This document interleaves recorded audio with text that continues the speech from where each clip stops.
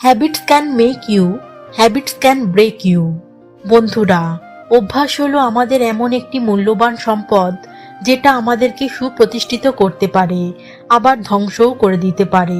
বন্ধুরা, আমরা তো সফল মানুষরা কিভাবে সফল হয় তার সম্বন্ধে অনেক ভিডিও দেখেছি, কিন্তু অসফল ব্যক্তিরা কেন অসফল হয়, কোন কোন অভ্যাসগুলি তাদের অসফলতার জন্য দায়ী, তার সম্বন্ধে কোনো আলোচনা হয় না। তাই আজ আমি অসফল ব্যক্তিদের কোন 6টি অভ্যাসের জন্য তারা অসফল হয় তা আপনাদের আজ আমি জানাবো। এই ভিডিওটি এখন আপনি যে আগ্রহ নিয়ে দেখছেন তার কারণ হয়তো আপনি সফলতা চান, কিন্তু তা আপনার হাতের মুঠোয় এখনো আসেনি। তাই ভিডিওটি আপনি পুরোটা দেখুন আর চিহ্নিত করুন ওই 6টা অভ্যাসের মধ্যে কোন কোনটি অভ্যাস আপনার মধ্যে আছে যার জন্য এখনো আপনি সফলতা পাননি। তো চলুন সেই 6টি অভ্যাস কি তা দেখে নেওয়া যাক। তারা কখনো ভাবতেই পারেনি যে তারা পয়সাওয়ালা ব্যক্তি হতে পারবে। আমাদের মানসিকতাই এর জন্য দায়ী। আমাদের ছোটবেলাতেই শেখানো হয় যে বেশি টাকা ভালো নয়, বেশি বড় স্বপ্ন দেখা উচিত নয়, ক্ষমতা অনুযায়ী স্বপ্ন দেখা উচিত। এইসব কারণে আমাদের মধ্যে টাকা নিয়ে আগে থেকেই একটা নেগেটিভ অ্যাটিটিউড তৈরি হয়ে যায়। তাই তারা সারা জীবন টাকার অভাবে একটা খারাপ অবস্থার মধ্যে দিয়ে কাটায় আর টাকাকে একটা খারাপ জিনিস ভাবে। কি আজবে দুনিয়া! এই মানুষগুলো সামান্য টাকা রোজগার করার জন্য সারা দিন হাড় ভাঙা পরিশ্রম করবে, অথচ সেই টাকাকেই খারাপ জিনিস বলবে। তারা আরো বলবে বেশি টাকা ভালো নয়, টাকাই হলো সব সমস্যার মূল কারণ। যদি কেউ আপনাকে এটা বলে যে বেশি টাকা ভালো নয়, তবে আপনি তাকে জিজ্ঞাসা করবেন, যদি বেশি টাকা ভালো নাই হয় তবে কেন সে সারাদিন টাকার জন্য এত পরিশ্রম করে, সকাল থেকে রাত পর্যন্ত কেন এত খাটে? যদি তার পরিবারের কেউ অসুস্থ হয় তবে কি সরকারি হসপিটালের সাধারণ পরিষেবা নেবে, নাকি কোনো বড় বেসরকারি হসপিটালের উন্নত মানের পরিষেবা নেবে? এখন তাহলে আপনি আমাকে প্রশ্ন করতে পারেন, তাহলে কি সফল হবার একমাত্র লক্ষণ টাকা পয়সা? উত্তরে আমি বলবো অবশ্যই না। আসলে টাকা পয়সা আপনাকে ওই সমস্ত জিনিস দিতে পারে যা আপনাকে সফল হতে বিশেষভাবে সাহায্য করবে।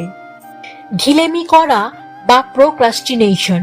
অনেক মানুষ আছেন যারা মুখেই মারিতং জগৎ, আমি ওটা করব, এটা পারি, ওটা পারি, কিন্তু বাস্তবে তারা কিছুই করেন না, খালি ভাবতেই থাকে, শুধু ঢিলেমি করতে থাকেন। সত্যি কথা বলতে কি, তারা কোনো কাজকে নিয়ে প্ল্যান করে না, কোনো সিদ্ধান্ত নেয় না, ব্যাস শুধু ফাঁকা আওয়াজ দিতে থাকেন। তাই শুধু চিন্তা করলে বা মুখে ফাঁকা আওয়াজ দিলে কিছু হবে না, আসলে আপনাকে ওটা করতে হবে। আবার শুধু প্ল্যান থাকলেই হবে না, প্ল্যানটাকে এক্সিকিউট করতে হবে, বাস্তবে রূপ দিতে হবে।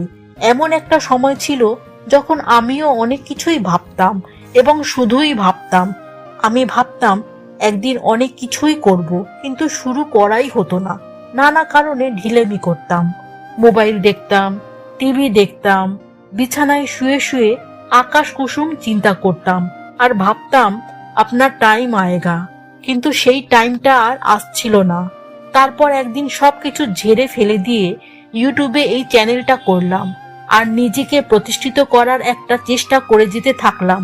তাই শুধুমাত্র ভাবলেই চলবে না, শুরু করতে হবে। আর একবার শুরু করলেই আপনার সামনে নানা ধরনের রাস্তা খুলে যাবে।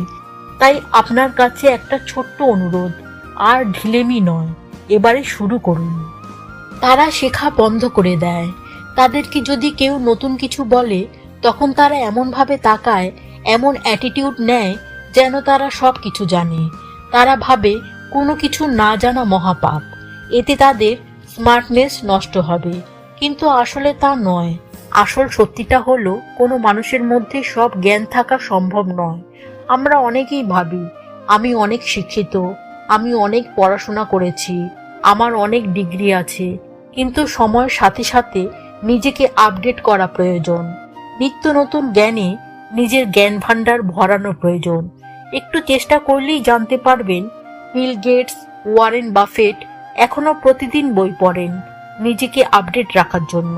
সুতরাং সফল হওয়ার জন্য শেখা বন্ধ করলে চলবে না। স্মার্টফোন দেখা এটা এমন একটা অভ্যাস যা আপনাকে কখনোই সফল হতে দেবে না। আপনি আপনার আশেপাশের কোনো সফল ব্যক্তিদের দেখুন, তারা কখনোই অযথা স্মার্টফোন দেখে সময় নষ্ট করে না, বরং তারা নতুন কিছু করার জন্য চেষ্টা করে থাকেন, নতুন কিছু শিখতে থাকেন। সফল ব্যক্তিরা যদি স্মার্টফোন দেখেন তখন তাদের টার্গেট ফিক্সড রাখেন। হয় তারা কারোর সঙ্গে কথা বলছেন, বা ইন্টারনেটে জরুরি কিছু খুঁজছেন, কিংবা তার কাজের জন্য দরকারি কোনো কিছু দেখছেন। ব্যাস ওইটুকুই। তারপর তারা তাদের স্মার্টফোন থেকে তাদের চোখ সরিয়ে নেন।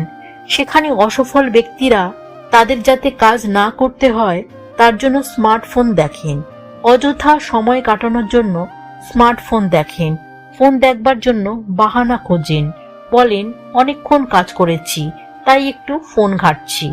কিন্তু আসলে তা নয়, সে একটু আগে বা তার আগেও ওই ফোনটাই ঘাঁটছিল। এর জন্য ঘন্টার পর ঘন্টা যে কোথা থেকে তাদের চলে যায় তা তারা টেরও পায় না। তাই আজ থেকে অযথা স্মার্টফোন দেখা বন্ধ করে শুধুমাত্র নিজের প্রয়োজনে নিজেকে ইমপ্রুভ করার জন্য স্মার্টফোন দেখুন। সঠিক খাওয়া না খাওয়া আপনার অসফলতার একটা কারণ হতে পারে। যদি আপনি ফাস্ট ফুড, জাঙ্ক ফুড খান, কিংবা এমন খাবার খান যা আপনাকে মোটা করে, অলস করে, তাহলে সবসময় আপনার মন ওইগুলোর দিকেই পড়ে থাকবে।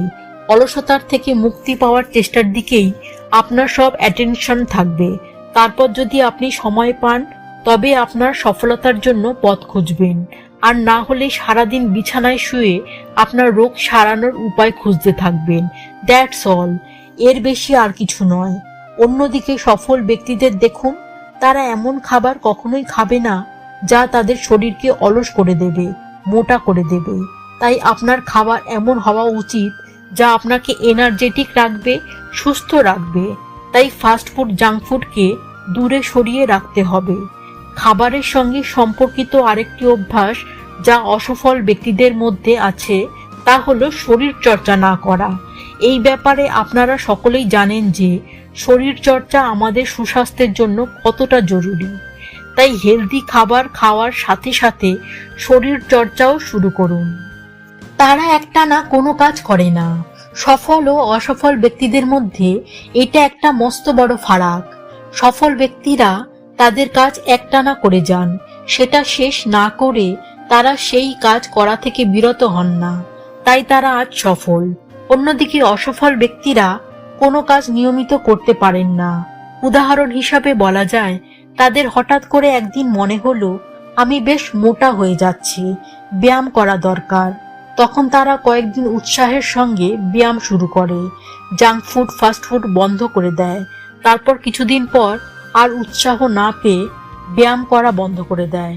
ফাস্ট ফুডের প্রতি ভালোবাসা তাকে আবার সেই পুরনো জীবনের দিকে নিয়ে যায়।